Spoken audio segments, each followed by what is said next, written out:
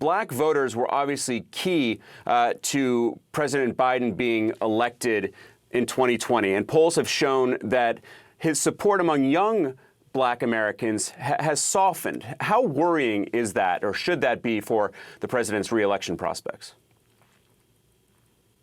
Look, I think the lesson is that no group, whether it's young voters, whether it's black voters, whether it's Latino voters, whether it's women voters, whether it's any voter, wants to be taken for granted. And you have to work on it, and you have to work on it consistently, not just a few weeks before the election. I think the Biden campaign understands that. That is why he is at Howard University giving that speech today, because it's basically an admission of the importance of that vote. As you know, the speeches, the commencement speeches that a president and vice president gives are curated and are picked. And this is a reason for that.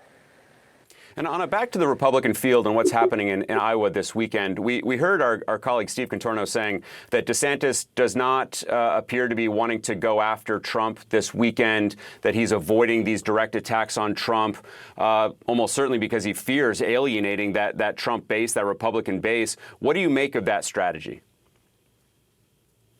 Well, DeSantis is going to have to do something. I think he hasn't come into the race before because the legislative session was going on in Florida.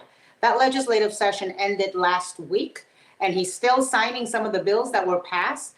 But I also think DeSantis has done himself an enormous amount of harm in this legislative session and in the last few months in Florida.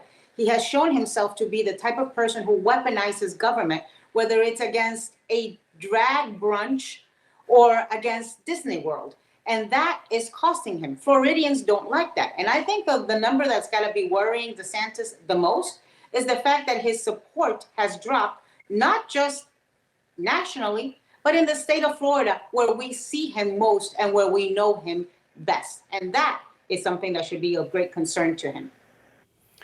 Scott, I want to get your thoughts on the flip side of that, and President Trump focusing primarily on Ron DeSantis, despite the fact that there are others in the field, namely Nikki Haley, Asa Hutchinson. What do you make of that tactic?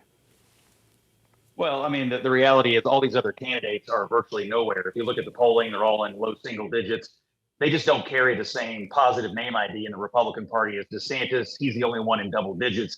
I think Trump thinks if he could go ahead and dispatch DeSantis now, none of these other people are ever going to be able to rise up and consolidate the anti-Trump lane of the party, or at least the people who want to do something else. Maybe they don't dislike Trump, but maybe they think we need a new nominee. So dispatching DeSantis before he ever really gets out of the gate, which he is working very diligently on, obviously, is priority one for Trump. And there's some evidence that it's working at the moment. But I wouldn't count out DeSantis. There's a lot of runway left in the race.